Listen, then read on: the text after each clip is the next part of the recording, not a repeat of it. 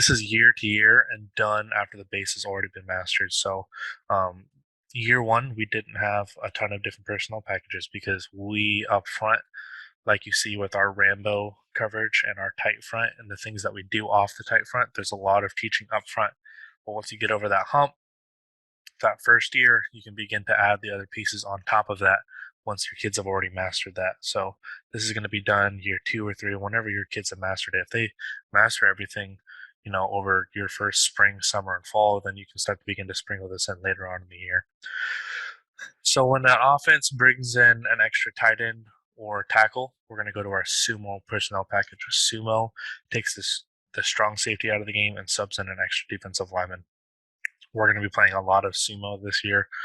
Reason being is we didn't graduate a single lineman from last year. We keep the entire line. I think we're the only one in the area that did that. So although that was kind of where our weak spot was last year, this year with a full year of weightlifting, that's going to be our strength is going to be up front. So you should automatically be playing towards your strengths year to year, and that includes all of your calls, but even more so with your personal packages. So if I am in a down year when it comes to linemen, or I'm struggling with depth late in the year because of injuries up front, I'm probably not going to be playing a ton of sumo. It's also used in short yardage and on the goal line. If you're playing against a quarterback sneak team that's wedging, obviously you want to be able to plug all the interior gaps with big bodies. This package is going to be very light on new concepts, and there's going to be no new run fits, no new second level calls or third level calls. So no new coverages and nothing new for the linebackers as well. On third down and obvious passing situations, so second and third and long, or just depending on your opponent scout, if you're seeing a spread to pass team that's throwing the ball 50 times a game, a lot of times like we do on the offense that I coach, the air raid team, then you're going to be wanting to get into Peso personnel. Peso personnel takes a nose out of the game and subs in a nickel. Now, nickel is kind of a loose term for us because we're so small.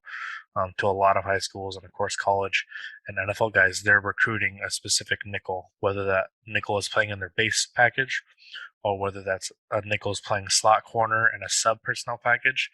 A lot of times that guy's going to be recruited to play that. So he may not necessarily be the guy that's a boundary corner, but we're going to recruit a guy that can probably rush the passer while still being able to play out into the field and play coverage as well. For us, that's either just our second strong safety or our SAM. That's going to change from year to year. Typically, who your defined starters are, but when you get into the second and third part of your depth chart, that's going to change wildly from year to year. So it could be our SAM or our strong safety. This is going to be our full base calls, so we can play all of our tight stuff, our eagle front, or our slide front, our teeth and oops, our Theismann and Orton creepers, all the stunts and everything. We're going to be able to do all of that as well as some new calls. So just real quickly, because we're going to get into this, we're going to use a lot of these gap inserts, our second and third level gap inserts. So a single linebacker insert is going to be our sugar, is going to be the Sam gap inserting, money is going to be our Mike inserting, Will inserting is going to be walk we went over, drop we already went over, dragon.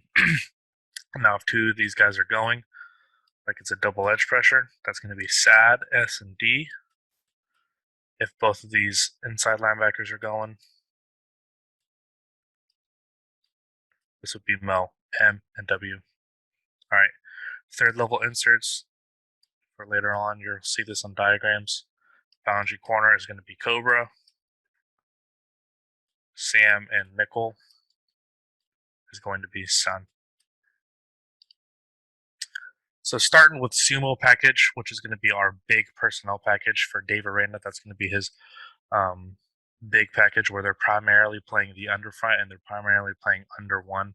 So that's going to be mostly for him. That was in their when they were seeing 12 personnel, if they were seeing a 12 personnel team and they were struggling with fitting the run, the downhill run stuff, the run schemes out of 12 personnel or tackle over, they were going to go to their big personnel package. For us, like I went over, we're taking a strong safety out, so you won't see a strong safety out on the field, and now we're putting in an extra defensive lineman. Now, this isn't necessarily going to be an end or nose that's going to change from year to year. Typically, that's just the guy that's the fourth best defensive lineman. So whoever's up next on that depth chart is typically going to be the guy that's going to go in. Our noses and our ends are kind of interchangeable. We ask our position groups to know the other positions. So if you play end, I'd like you to know nose. If you play nose, I'd like you to play know end. That's the same thing with our linebackers. If you play drop, I want you to know Sam. If you play Mike, I want you to know Will. We have to ask that of our kids because with 25 kids, if you get injuries, 2 or 3 injuries, you're going to have to flip flop guys. Even if that's not exactly what we'd like to do, we'd love to sub in a second guy in the depth chart that's really, really quality. That doesn't always happen. So this extra defensive lineman isn't always a nose. It's not always an end. It changes from year to year. Our first call out of Sumo package is going to be tight. So this is a completely already taught concept, right? So these ends, they're obviously in 4 eyes. So there's nothing new for them. They're still playing with their eyes on the inside hip of this tackle. And they're still playing hand in the V of the neck with the other hand on the tip of the shoulder pad, on the inside tip of the shoulder pad of the tackle. So no new concepts here.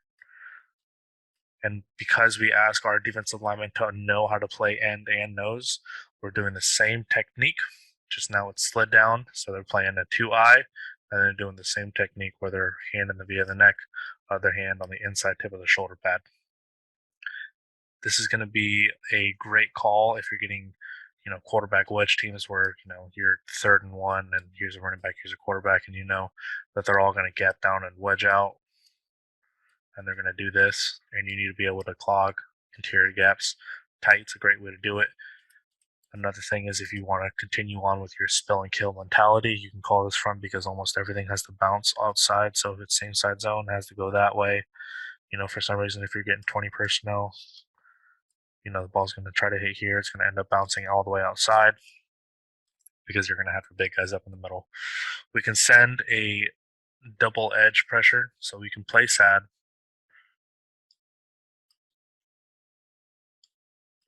Or any of our gap inserts, and we can play, cover 0 behind it if we have to. So all of these things, we're not getting any new gap insert calls. If we want to send the Mike, we're going to play a money. If we want to send the Will, we're going to make a walk call. Behind this, all of these packages out of Sumo personnel are going to be our middle of the field close coverage stuff. So it's either going to be our cover 1 rotation or our cover 3 rotation, Black or Panther or Green or Hulk. Because we're running that, we're going to be funneling the back. We talked about that earlier. So up top is going to be our way we run cover 1 out of Sumo personnel. At the bottom is going to be how we run our 3 deep, 4 under. So here's our numbers guy. Here's our hash, our numbers guy. They're dropping out, middle of the field, dropping out. So the common concept you're going to see is that there is no new concept, right? These guys already know how to play man based off our base. These guys already know how to play on the numbers. These guys already know how to play on the hash. So now we're doing a new personnel, giving the offense a completely different look, right? If they're game planning and all they think is, they're going to be an odd front, they're going to be in tight front, all of a sudden, boom, we bring out an extra defensive lineman.